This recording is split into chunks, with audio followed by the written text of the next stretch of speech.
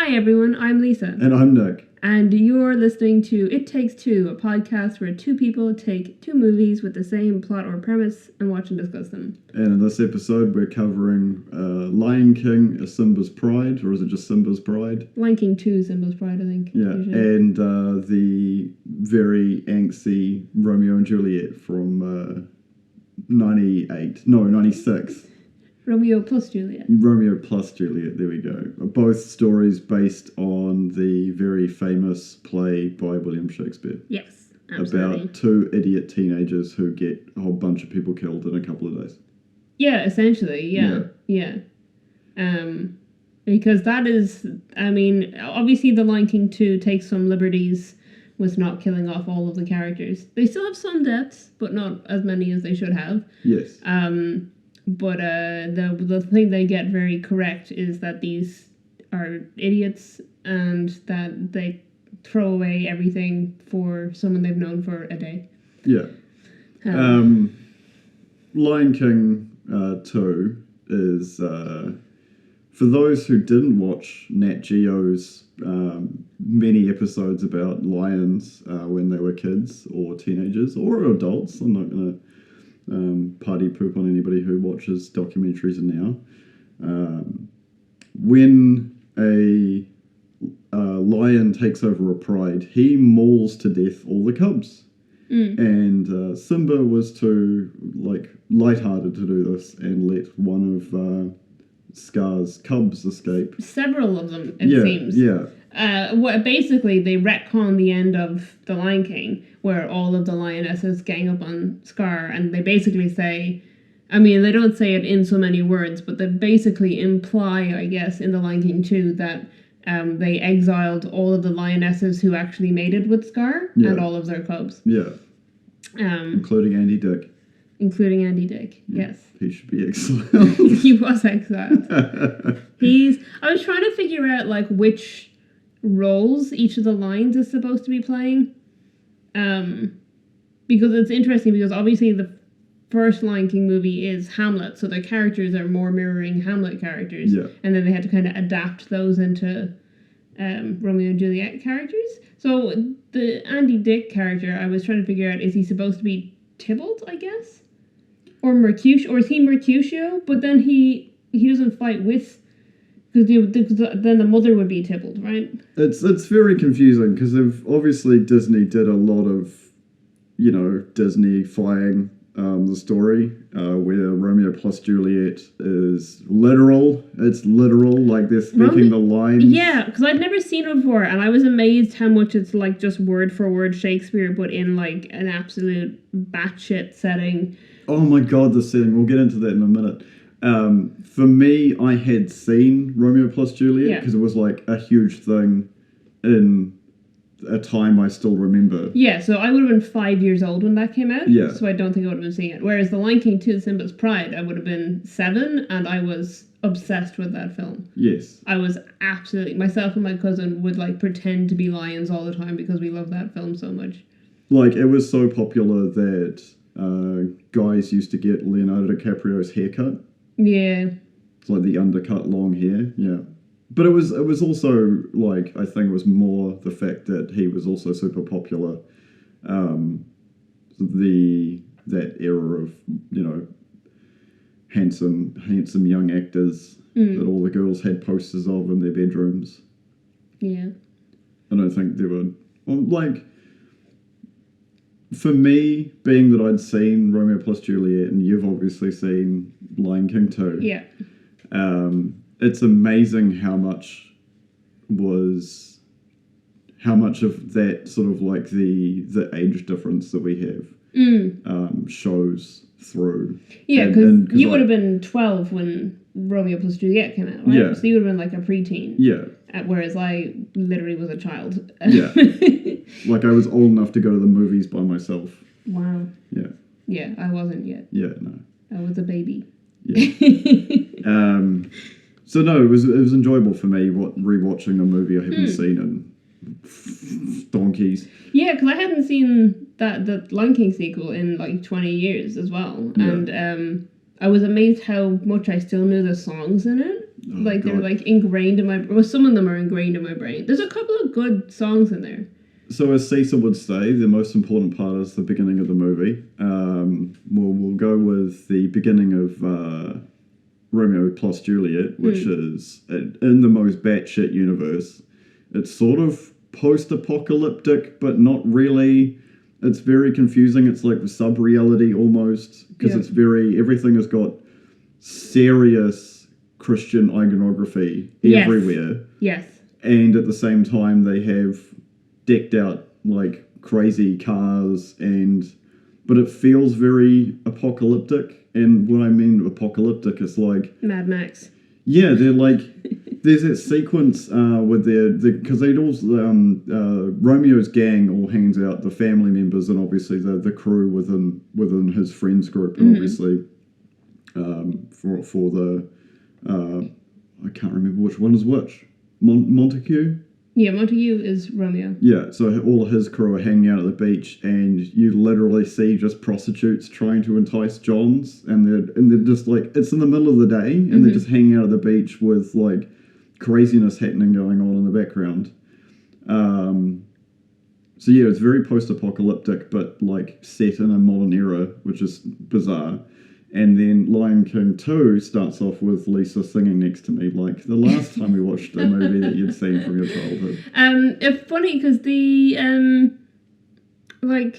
opening musical numbers. The opening music. So the opening song in The Lion King 2 is a great song, and they use it in the Broadway musical. I think it's one of the only songs, at least, in the Broadway musical that's not in the original Lion King movie. Yeah. But the animation is terrible. Yeah. It's so obviously ridiculously lower budget compared to. I couldn't find the budget of it, but that's irrelevant. It was straight to VHS. I was going to say straight to VHS version. I found the DVD sales was kind of irrelevant. Like, I think the DVD sales of The Lion King 2 was less than the budget of Romeo plus Juliet, so there's no point in going into it even. Because I don't even know what the VHS sales were. But, like, it's very clearly not as well animated and not as well like background art, and when I looked into it, none of the original animators from the first film worked on this film, and most of it was animated in Australia. Yeah, it's interesting because I didn't take any notes past I think probably about 20 minutes into, because we watched Lion King 2 first. Yeah. Lower rating, and only slightly actually. They're quite close. Yeah. And because I was just like, I know the story, I don't need to take notes. Like, it's not like a movie I haven't seen.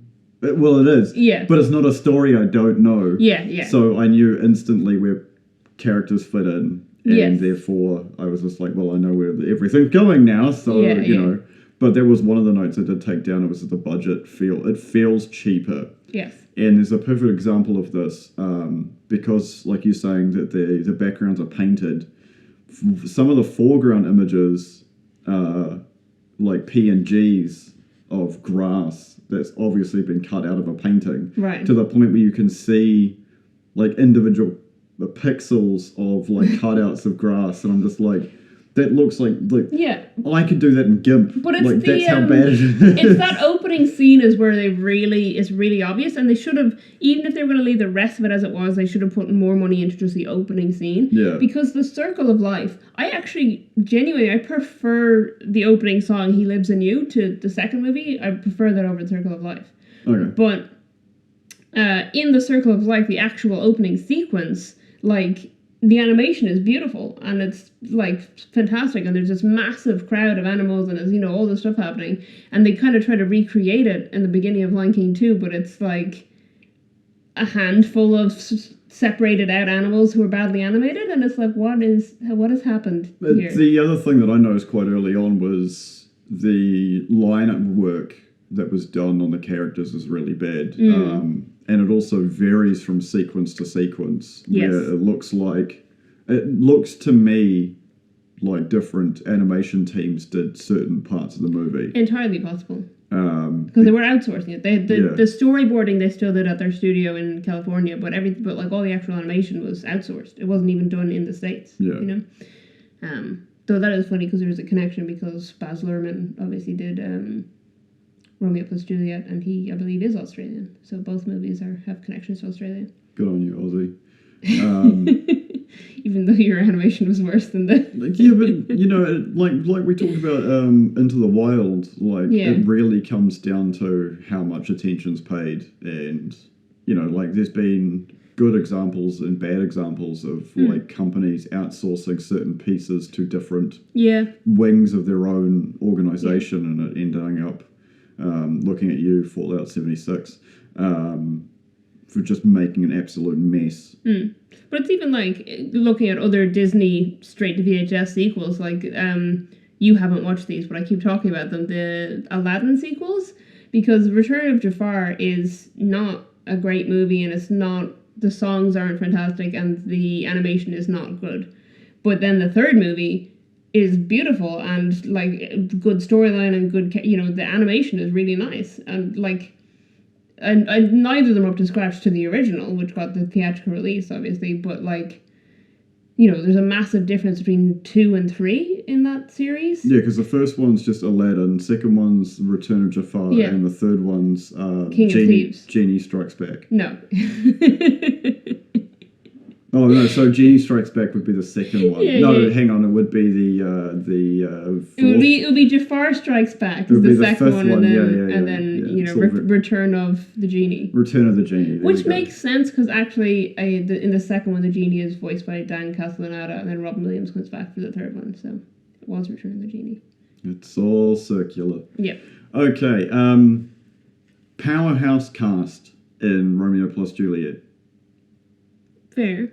Like, absolute, like, everybody hit. Like, for those who haven't seen Romeo plus Juliet, it is the embodiment that of all the 90s editing and the school of editing and the school of directing all culminating in their worst / best in sequences.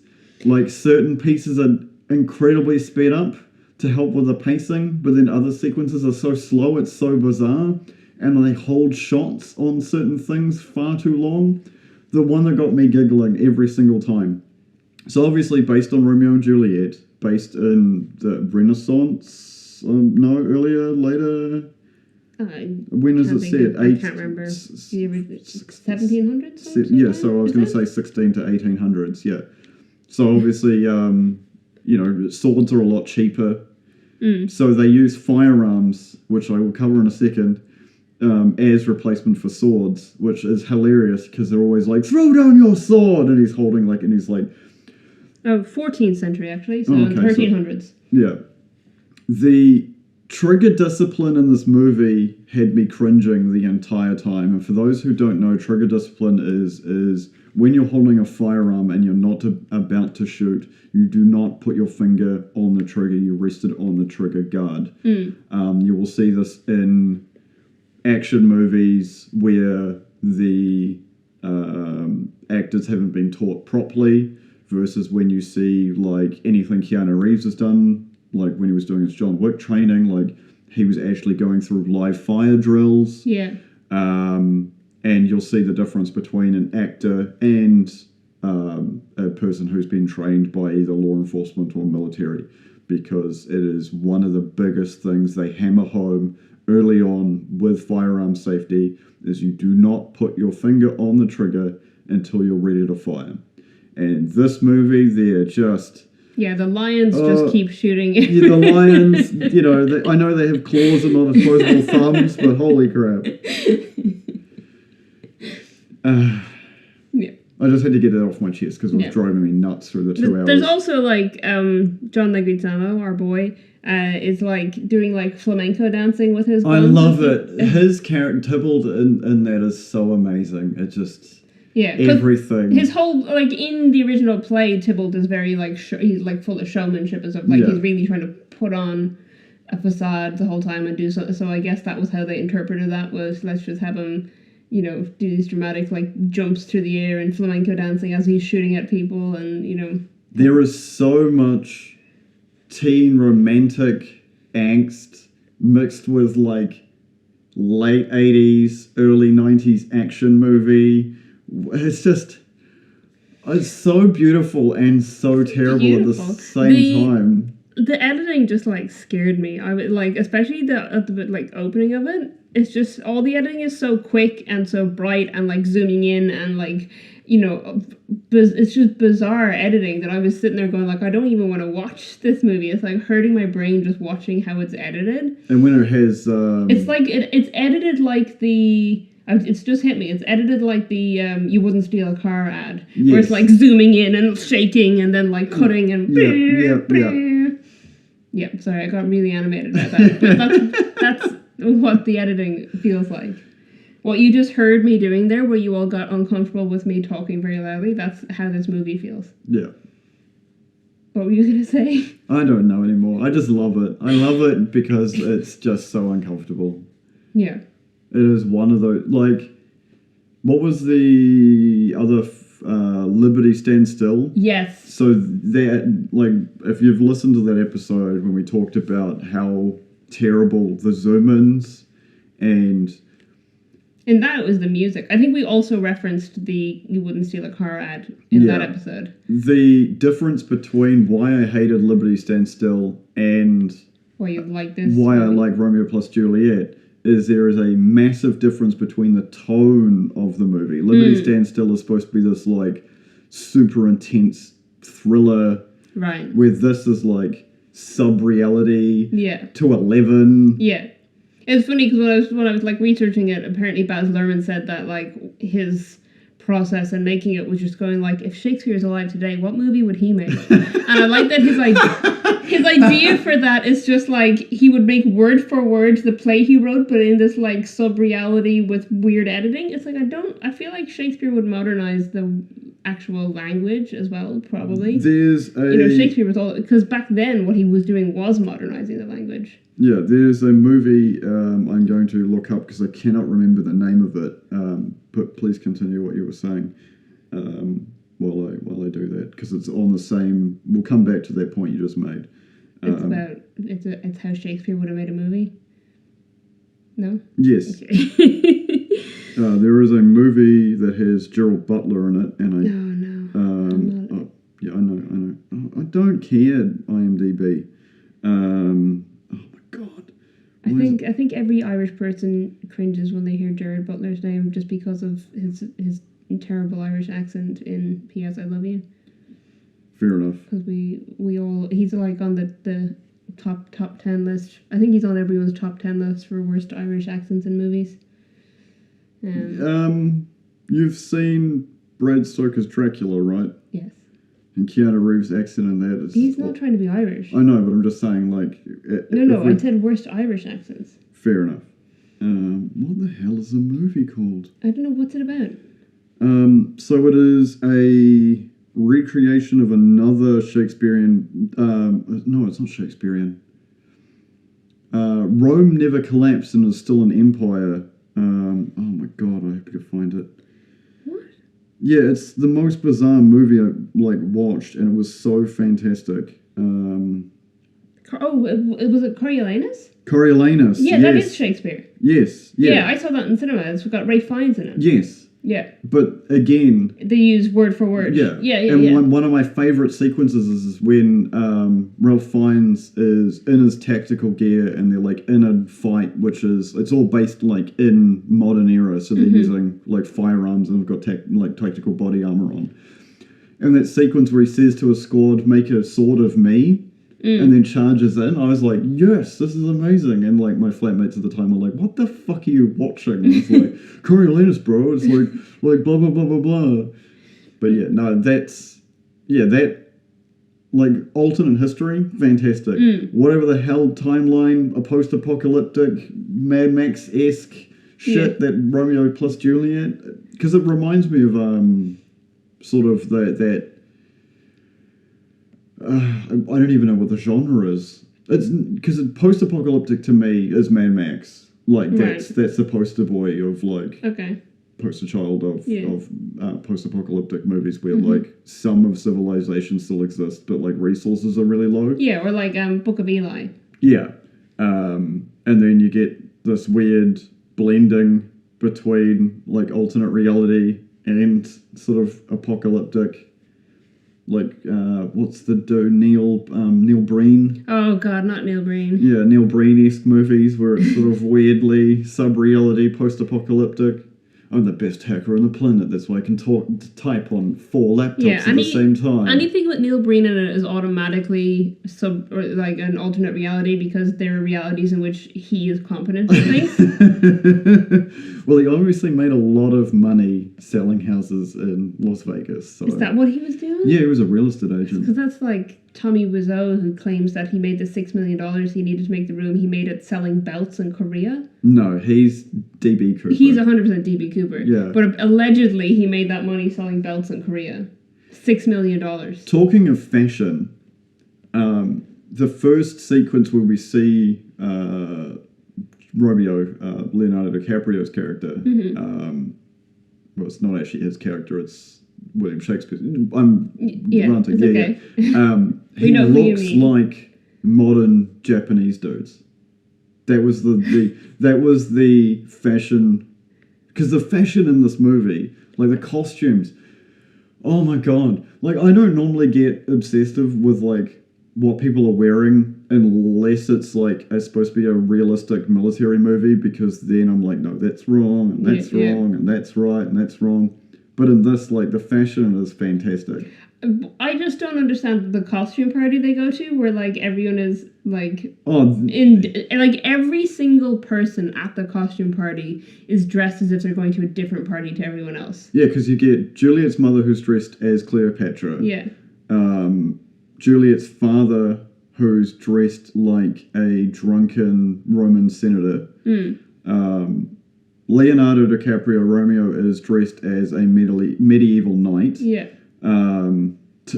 Tybalt is dressed as the devil. Yeah. Harold's character. Harold. Mercutio. Mercutio is cross-dressed. Yeah. Whatever the rest of the Jamie Kennedy and I can't remember the other actor's name, wearing just the most bizarre outfits. You've got Paul Rudd as Paris as an astronaut. Yeah. And Juliet is an angel. And Tybalt's the other Capulets or his gang who are with him are dressed as like the David S. Pumpkin skeletons. Yes. But it's just like, what is happening? So like he and his gang dress for the same party, but no one else. It seems like they're even at a party in the same decade as each other. Yeah. Like, it's such a weird because in like obviously in the play it's like a masquerade ball thing and they're wearing masks. Yeah. So that's for why Juliet doesn't know. Yeah. But like I feel like because it didn't seem like a Halloween party or anything, but it was just like a costume party. But if it's a costume party, why? Like, there's no theme to this. Obviously, they're just wearing whatever costume. Like, why do they even have these costumes? Why does Paris have a full like astronaut suit? It's just such a weird. And then also like the fact that when they arrive at the party, they all have to leave their guns outside, and they've got metal detectors and stuff. Yeah. So that like they're all piling out of the party, picking up their guns afterwards. Bizarre. Such a weird movie. Because there were a lot of laws put in place. Japan did it. Europe did it, where you weren't allowed to carry swords in public anymore. That's where the falchion came from, which is basically a just giant knife. Okay. Because they weren't allowed to carry a sword, and the definition of a sword was sharpened on both sides. Right. So everyone just had falchions, which is like just sharpened on one side. Yeah, which are super deadly, by the way. They're not like you ain't screwing around. Yeah. Like a forged machete, when most machetes are laser cut. So anyway, but Japan did the same thing, because people just used to kill each other for like, oh, you don't know my status symbol when I'm walking down the road, so therefore I'm going to lop your head off. As one does. Yeah. That's when that's to my knowledge of history, so if anybody, remembers the correct knowledge of history, or I am right, I don't know. Feel free to correct me in the comments below. Japan, when they had their Industrial Revolution, were becoming more modernized, especially when like America and other European influences were trying to get in, because Japan was closed for a long time. So the end of the samurai era, it was made illegal to carry swords in public. Yeah, it makes sense. Because, you're walking around with the same as what it should be in the modern world where it's illegal to walk down the street with a firearm, but, so. I think we should move on because otherwise we'll spend the entire hour-ish talking about how great Romeo Juliet is. Romeo plus Juliet. What are your feelings on the accuracy or inaccuracy of The Lion King 2? Lion King 2 Simba's Pride? Well, okay, let's start off. I've already covered the biological inaccuracy. Yeah. So, obviously they're not using word for word Shakespeare quotes. Yeah. They don't both commit suicide in the end. True, they Disneyfy it and get a happy ever after. They were apparently going to kill Simba off in it, but then they thought it was too reminiscent of the fact that they killed Mufasa off in the previous film. So that sequence where they're too close to the original source material, and they're like, "Nah, let's change it." But it was the sequence where they ambush him and stuff. They're going to actually kill him. But I think I'm trying to think maybe because Tybalt is related to Juliet, so maybe Simba was Tybalt. Cousin. Yeah, but she doesn't have a cousin in this. Well, I mean, technically... Yeah, technically... Technically, they're all her cousins, including... Yeah, let's gloss over the inbreeding that happens within... Well, they deliberately make him be like, oh, Scar wasn't my real father, but blah, even blah, blah. though And it's like, look exactly like him. Even though, A, I look exactly like him, B, he was the only other male lion around, and the only one who could have... And also, my mother was exiled for breeding with Scar, he's clearly... but they added that in so that people wouldn't object to the fact that it's a film about first cousins once removed, falling in love and stuff. It was the olden days, Lisa. I mean, they're lions. Yeah, I don't know how close you have to be. It probably have to be generations, because obviously humans are a lot more complicated. So when you get first cousins, you pretty much, I think it's about a 35% chance you're going to have some screwed up stuff. Right. I don't remember genetics class that clearly. Whereas now. You pointed out in our previous episodes that, like, Simba would have been having sex with his own mother, and, once he got back to the pride. And Nala's mother, Yeah. So, so it's totally fine that she's going to have sex with her cousin. Yeah. He's actually probably much further removed than, he could, than she could have. Lions are an interesting animal. But anyway, where was I going with that? Oh yeah, so that means that like his siblings are more like Benvolio and I guess I don't know because Mercutio isn't related to any of them and Paris isn't. There's no Paris in this. There's not someone Simba and Nala are setting up Kiara with. Yeah. So Rafiki is, though, clearly Friar Lawrence. Yes. Or maybe a combo of Friar Lawrence and the nurse. Or Timon and Pumbaa take over the nurse role a little bit. There's no real direct translations besides Romeo and Juliet as Kobu and Kiara. Yeah. They do the whole, like, Romeo being exiled thing. Because they have Kovu being sent off, but it's after they think that he has set up the ambush on Simba. Yeah. So that does go towards Simba being Tybalt, because if the original thing was that Simba died in that ambush, true, and then he's exiled, that's Romeo killing Tybalt, and then and they do like meet up away from everyone after he's been exiled, but that's the point where they should be planning to leave together and then end up both being dead, but instead they're like, no, we must go back and unite our prides, and that's what happens. Which is kind of what happens at the end of Romeo and Juliet, where the families are united in tragedy. Yes. Which is just like the whole story. Like every young girl who is forced to read Shakespeare at school, like everybody who is English is their first language. They're like, oh, I want to... Oh, the worst one. No, I'll get into the worst one in a second. I thought you were going to say... They want their relationships to be like Romeo and Juliet. I was going to were you going to say every young girl who reads Shakespeare as a child wants to be like Romeo and Juliet? No, they just think that's what...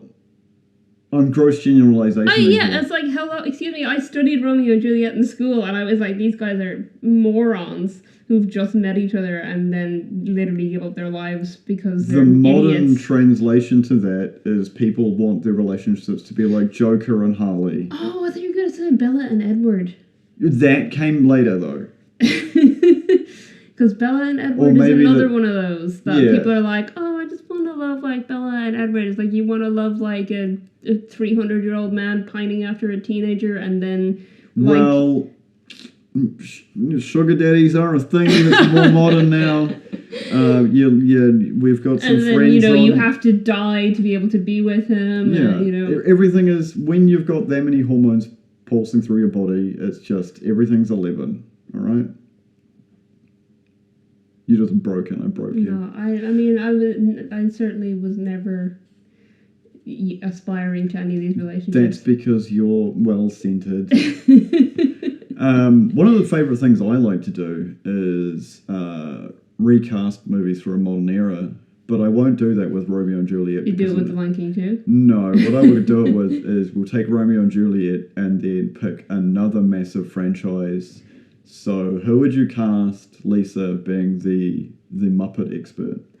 If they were going to do a... Oh my god, a Muppet Romeo and Juliet? Well, obviously it has to be Kermit and Piggy as Romeo and Juliet, right?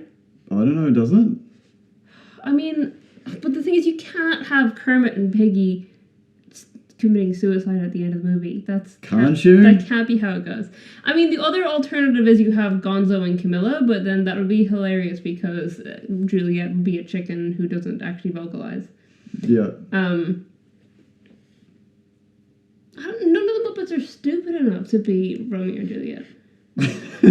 Genuinely, is there a Muppet that's stupid enough to be Romeo or Juliet? I was thinking Elmo.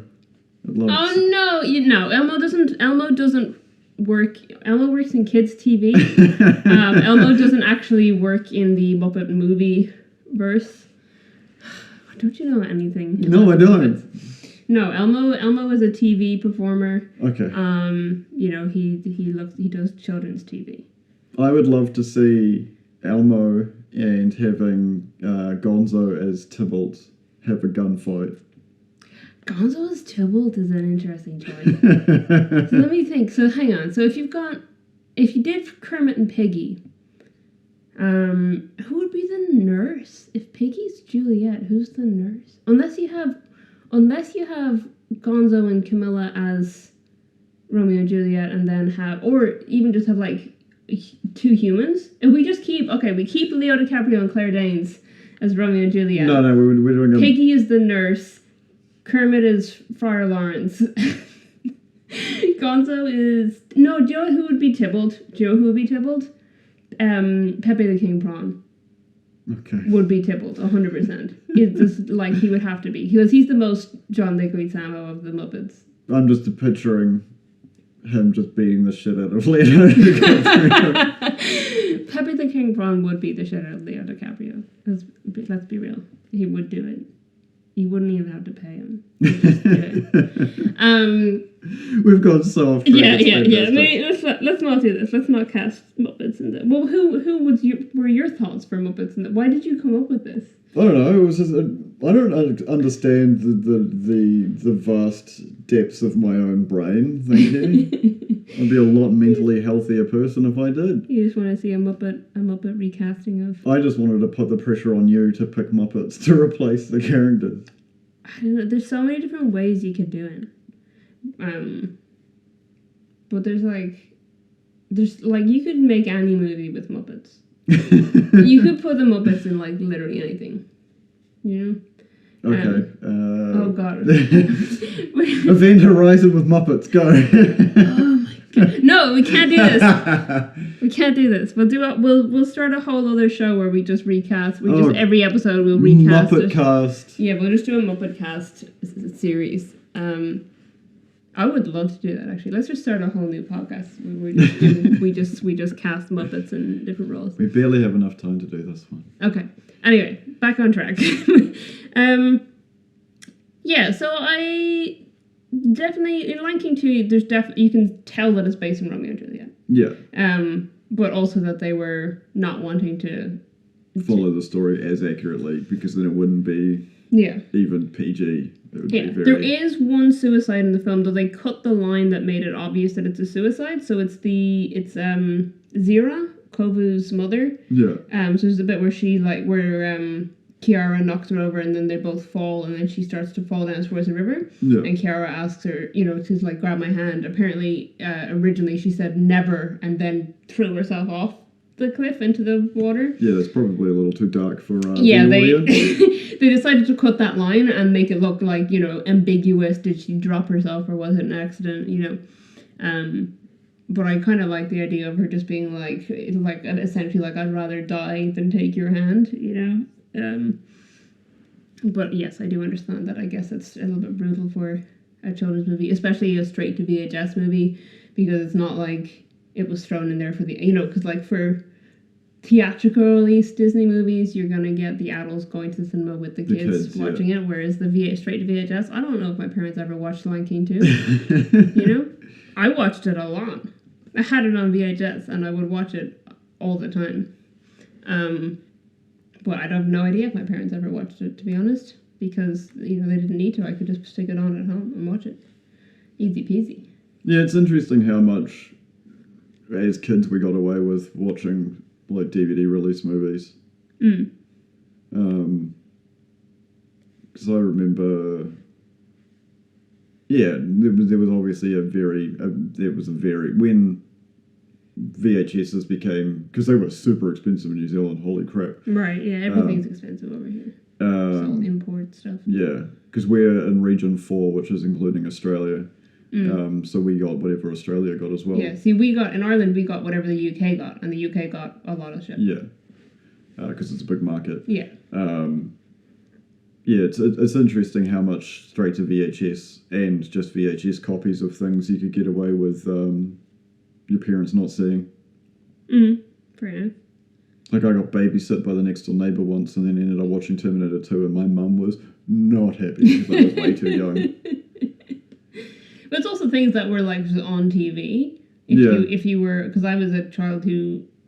When, after a certain age, anyway, I found it very hard to sleep at night. So I'd be, like, awake. And, like, I'd be... in my mom's room and she'd go do something or whatever, or I think, like, I have very vague memories of this. She might be able to correct me because I know she listens to every episode. But I think she used to watch either Jay Leno or Conan O'Brien on TV, and then she'd, like, go do something, and I'd be, like, still kind of half awake, and I would watch Celebrity Deathmatch and Beavis and Butthead when I was, MTV. like, 4 years old or something. Because I think it was before Connor was around. But yeah, so that's like my early memories of watching TV by myself. was like, I watch Celebrity Deathmatch, Beavis and Butthead is not aged well. Yeah. Like... But in fairness, also, they were both animated, True. So in my head, they were for me as a child to watch. These are cartoons, therefore I should watch. Yeah, watch the, claymation of celebrities beating each other up in a wrestling ring. Did you, in Ireland, I've never asked you this, did you guys get Adult Swim? I don't think so. I think, because we eventually got Cartoon Network, and I think Adult Swim was was like the late night Cartoon Network, but it wasn't until the mid-2000s, I think. Oh, okay. So I didn't have it growing up. Yeah, because everybody I knew... When I used to have, like, sleepovers as a kid, whose families were better off than mine, they always had Sky, and they always had this multiple decoders, and one of them was in their den, which is weird, Right. And we ended up watching, like, Adult Swim, which was a bit... Yeah. Probably too young to be watching stuff yeah. like Neo Genesis Evangelion, at that age, being like... Yeah, because when we were able to afford, like... a box thing that it was before we did eventually get Sky, but not when I was young. We did get a box thing where you could have like a couple of additional channels that you paid extra for, and my parents paid for the Disney Channel. Yeah. So I had the Disney Channel when I was fairly young. So I got to watch like the Timon and Pumbaa TV show and the Aladdin TV show and Little Mermaid had a TV show, like all of these all the 90s Disney films had TV spin-offs. TV spin-offs Yeah. that we used to watch. There was like a Hercules one, which was fantastic. Yeah, I do remember Hercules. I remember Aladdin. Yeah. I never watched Timon and Pumbaa. Yeah, Yeah, because I was sort of in that age, everything was just Dragon Ball Z related. Or that's fair. Pokemon, Digimon. Beyblades. No, see, Beyblades is after my time. Oh, okay. I think that technology... I connect Digimon and Beyblades as being around the same time in my head, but I don't know. No, because I remember watching, I think I didn't have access to Transformers, but I definitely had access to Beast Wars. Right. Which was the prequel sequel. The prequel sequel. It's set in the future of Cybertron, but they're on prehistoric Earth. Okay. Fair enough. Yeah. So instead of turning into cars, they turn into... Dinosaurs?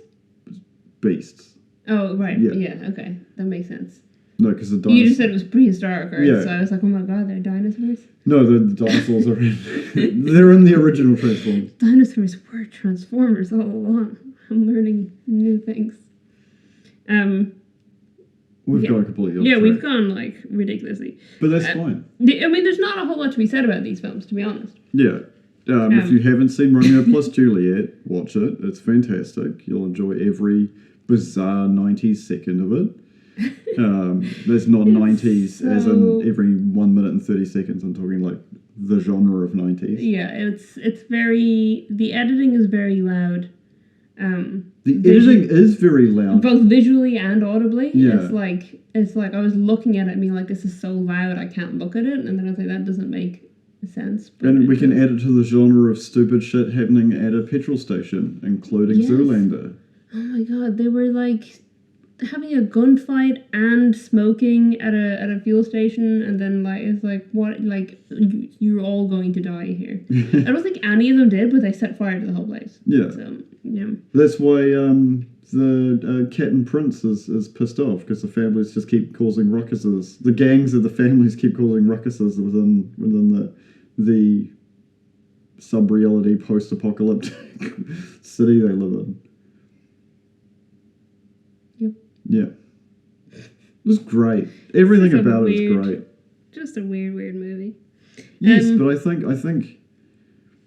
I don't think, because it's obviously Romeo and Juliet, the storyline, because this is Romeo plus Juliet is the third remake of a movie. Because I think if I remember correctly, 86 and 1936 and then 1968. Or what? With just adaptations of Yeah. Romeo and Juliet? Yeah, there's been a lot of adaptations of Romeo and Juliet. Because also in between those, or around those, there was West Side Story. Yeah. There's our good friends Romeo and Juliet. Oh my god. So you can tell we're probably going to have to come back to these again with some other adaptations. It's one of those many adapted stories. But since we're covering Romeo and Juliet, okay.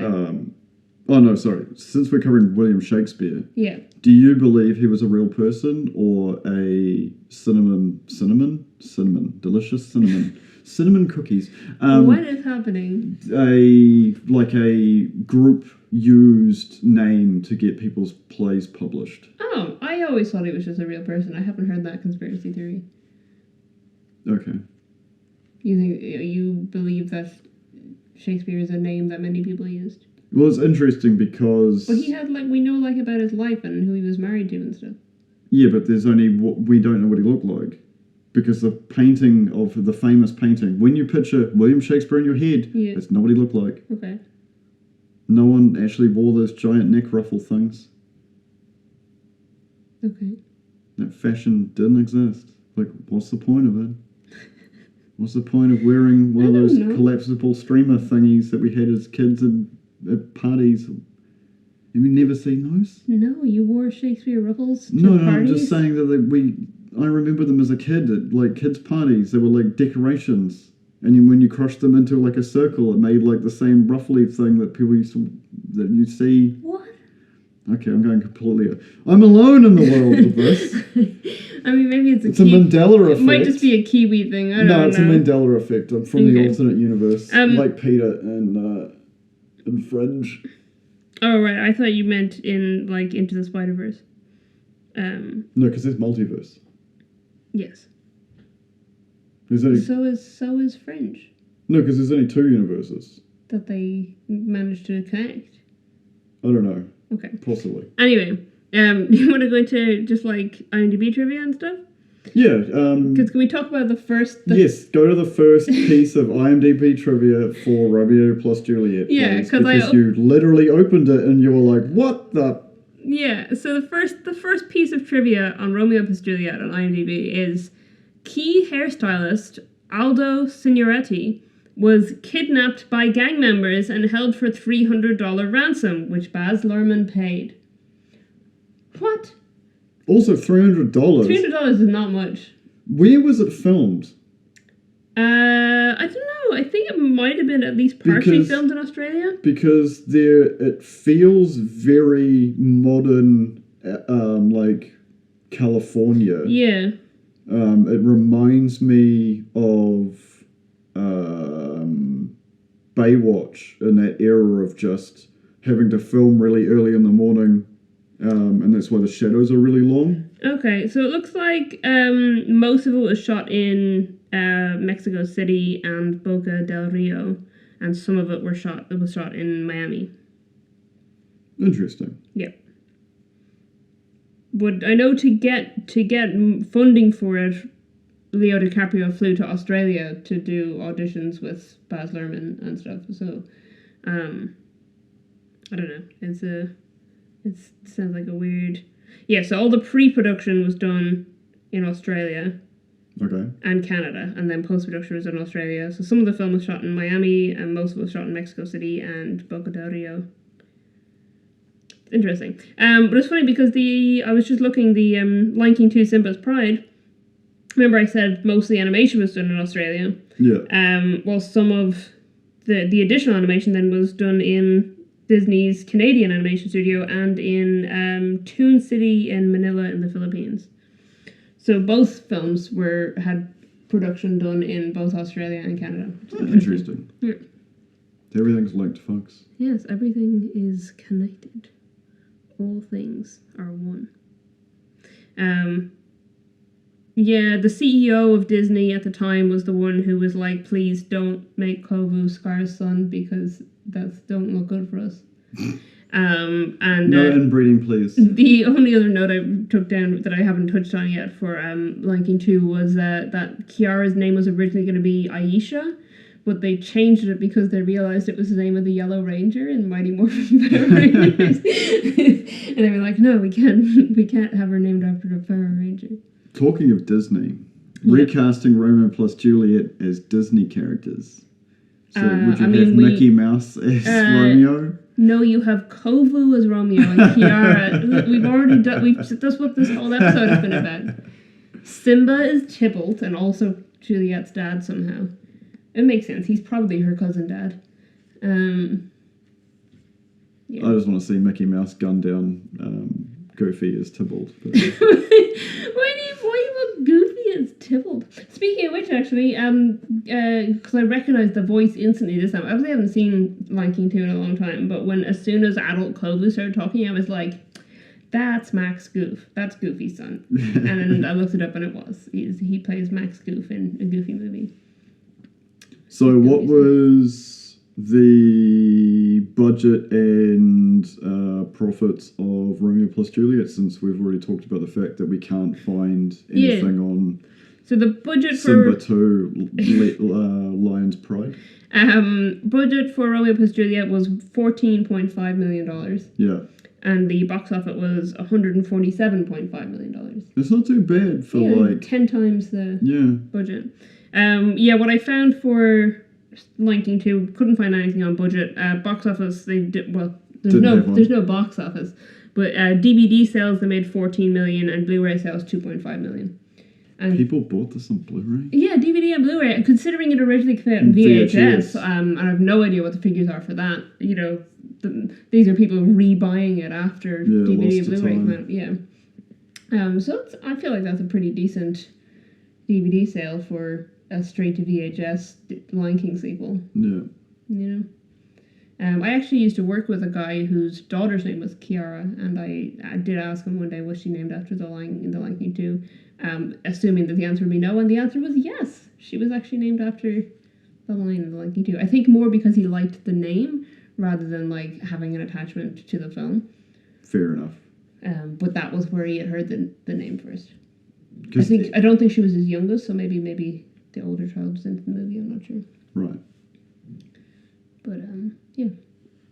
So I know someone who has a child named after the character in this movie. Fair. Yep. It's kind of like that whole Robin Williams' daughter being named Zelda. Yeah. And that hypocritical lady that we were laughing about the other day. No, I don't like her. You don't. I don't like We're her. not going to give her a voice breath. We don't say her name on our podcast. She's just a very annoying person. Yep. People can guess who I'm talking about without me saying any more than that. Yeah, we're not gonna give that time. We're not giving her a platform on our podcast. Just I mean, for context, a person whose whole personality is going on various news sources or talk shows to be annoying and say controversial shit. Yeah. There's a few of those, I think, but people might know who we're talking about. So anything else you want to touch on, or do you think we wrap it up? Again, I just want to point out how fantastic it was seeing handguns and firearms with like sword names. Tybalt having rapier 9mm. When they were in the car in the limo, and he's like, "Hand me my long sword," and like reaches for like I think it was an MP5, and the wife's like, "No touchy."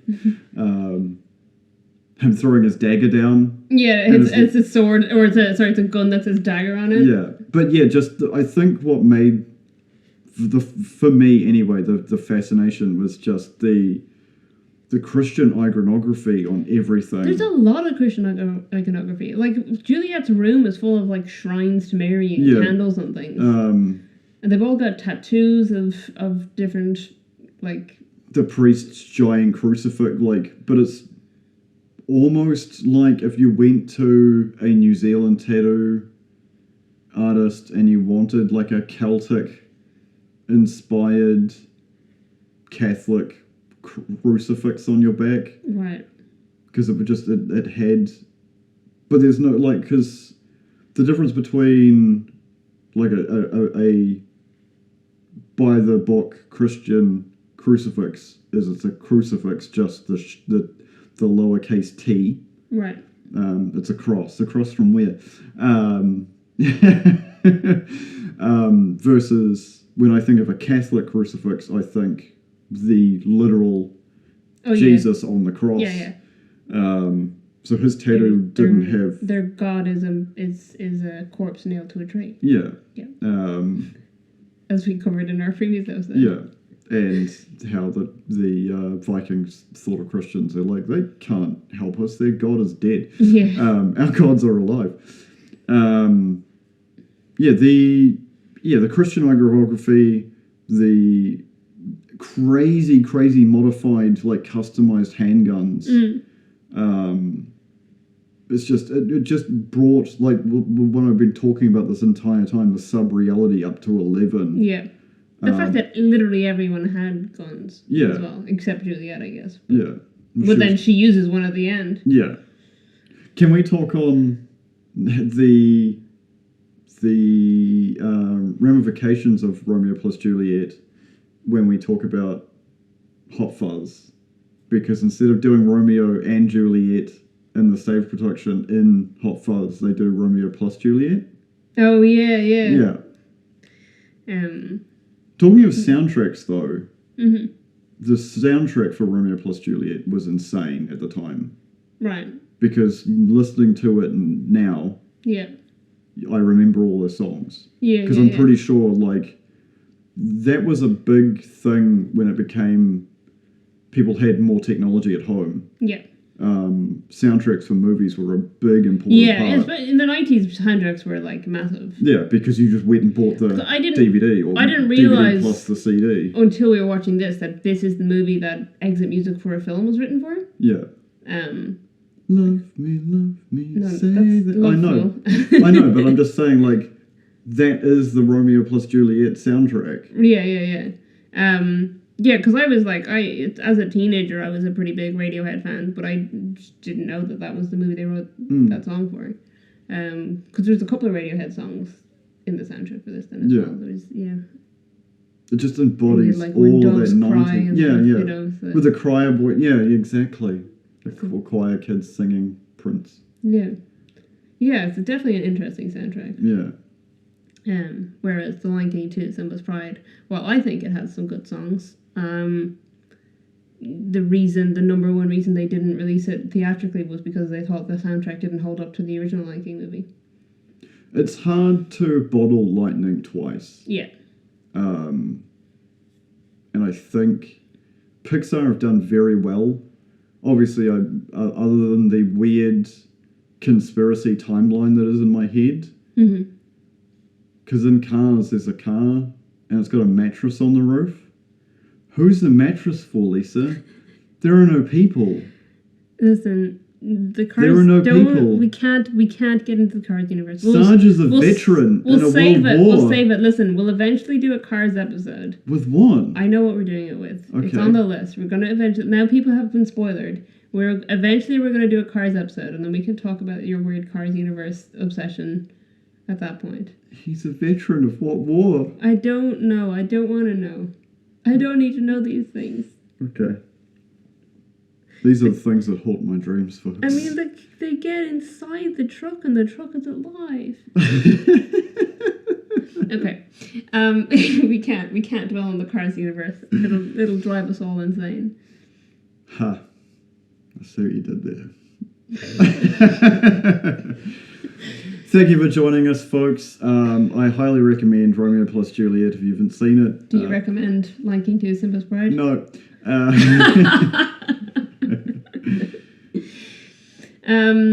Yeah, you can find us, if you want to find us on social media, we're on Twitter and Instagram at @ittakes2_pod or Facebook at @ittakes2pod, and our website is ittakes2.co.nz. Thank you for joining us on this episode, and stay safe out there, and we'll catch you next time. Goodbye.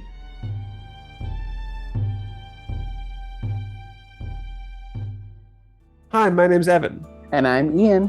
And we're the co-hosts of a podcast called If the Shoe Fits, Star Crossed. Last season, we discussed and analyzed adaptations of the Cinderella story. But this season, we're crossing them stars and doing the Romeo and Juliet story.